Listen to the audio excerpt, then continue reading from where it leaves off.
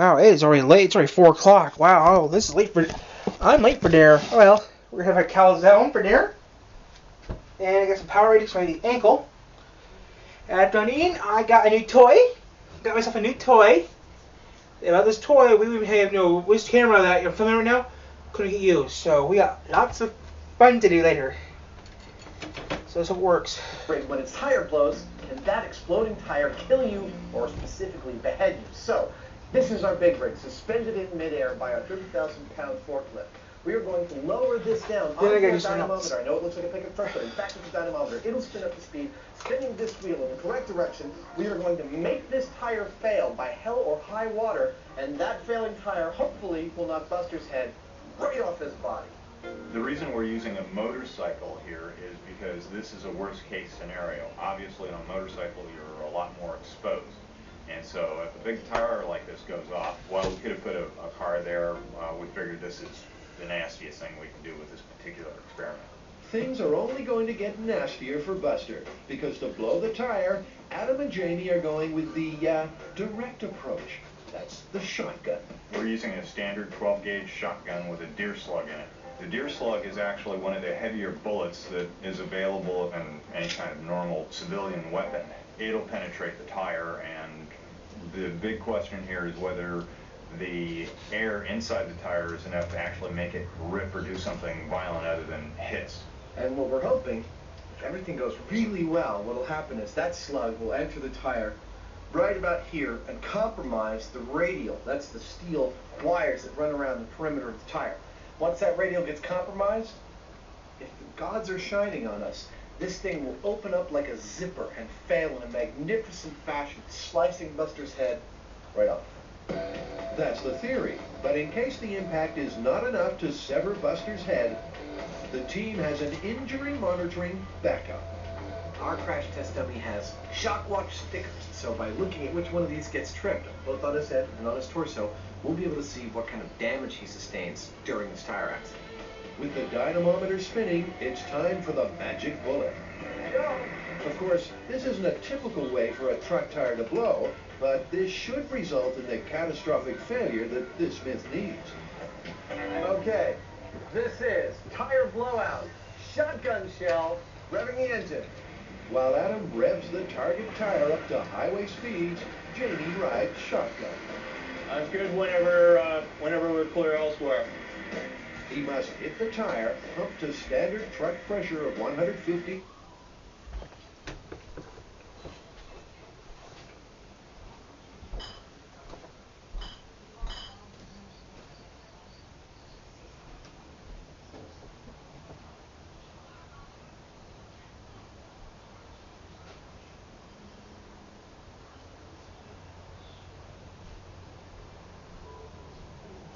Drunk. I'm a YouTuber. But my YouTube channel is popular. Well, still. 8.5 years. I'm doing pretty good, I think.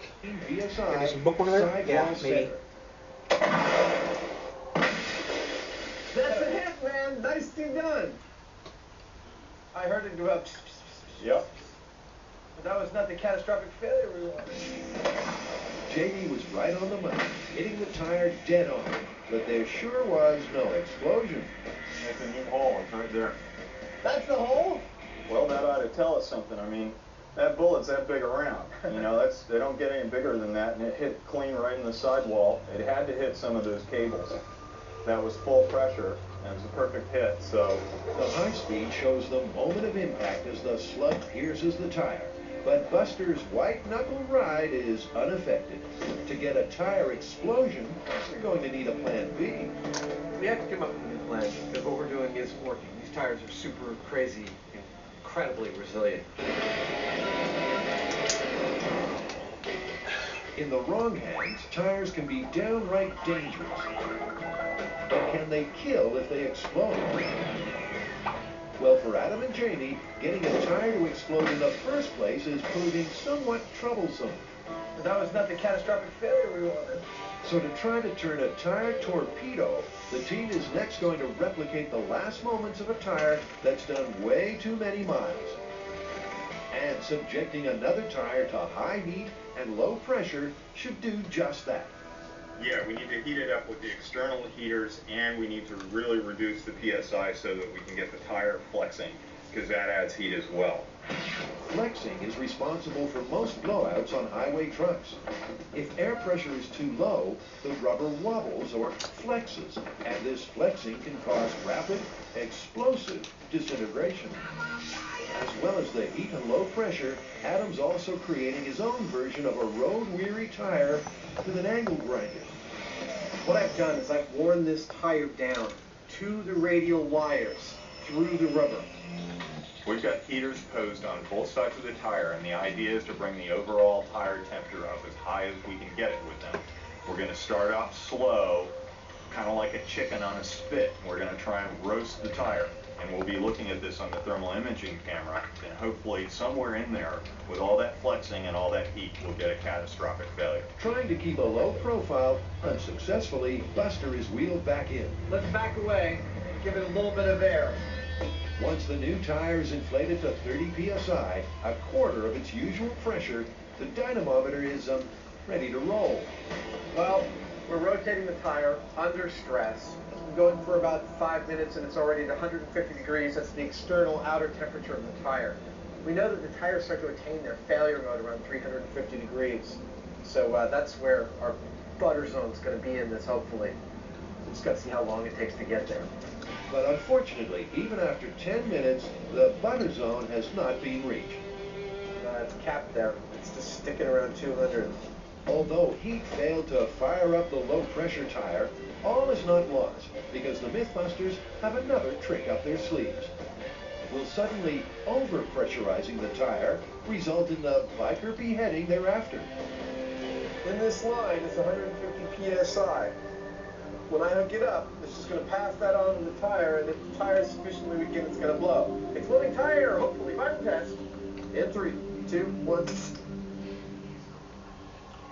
Come on, baby! Come on. There we go. That was it. That was it? It looks just like a zipper. It opened up where you cut it. But it didn't propagate. No. No. It didn't really, that wasn't very satisfying. It wasn't what we were looking for here. This time the tire did fail, but it still didn't fail catastrophically. With this myth deflating fast, Adam has one final plan. Well, we've seen the blowout. Let's put it under a little pressure on the bottom tire and spin it up to speed. See if we get some shrapnel out of it. I have ice cream now.